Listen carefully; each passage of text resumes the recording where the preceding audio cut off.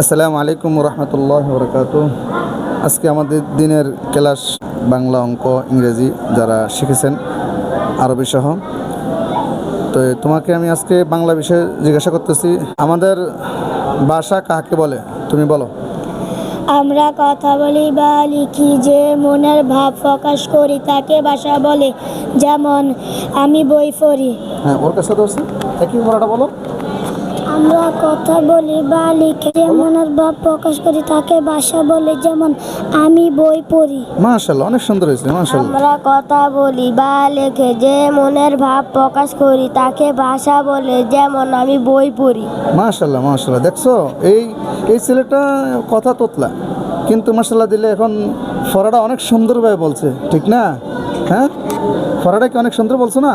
অনেক সুন্দর হয়েছে। হ্যাঁ, তুমি বলো, যদি বলো। আমরা কথা বলি বা লিখি, যে মনের ভাব প্রকাশ করি তাকে ভাষা বলে। যেমন আমি বই পড়ি। মাশাআল্লাহ, ওই তো বয়ে একদম ছোট হয়ে গেছে। কি হয়েছে? একদম ছোট হয়ে গেছে, মানে খুব দাঁত মুখ সব খিচ দিয়ে ফেলছে। যখন ওই পড়াটা বলার সাথে সাথে মুখে কিন্তু মিষ্টি হাসি চলে আসছে, ঠিক না? হ্যাঁ, ওই দেখো কেমন হাসি বলা, বাবুরে। হ্যাঁ, তুমি কো। আমরা কথা বলে বা লিখে, যে মনের ভাব প্রকাশ করি তাকে ভাষা বলে। যেমন আমি বই পড়ি। মাশাআল্লাহ মাশাআল্লাহ, অনেক সুন্দর হয়েছে, সবার সুন্দর হয়েছে, ঠিক না?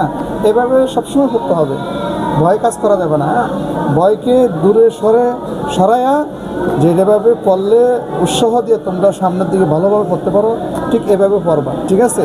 হ্যাঁ, আর আরেকটা হলো, সবসময় খেয়াল রাখবা, তোমার যখন ভিতরে ভয় থাকবে, ভয়কে সরাই দিয়ে তোমরা কি করবা, নিজের মনটাকে শক্ত করবা। শক্ত করি তোমার পড়া যেটা সঠিক সেটাইও বলবা, আস্তে বলবা না, জোরসে বলবা, ঠিক আছে?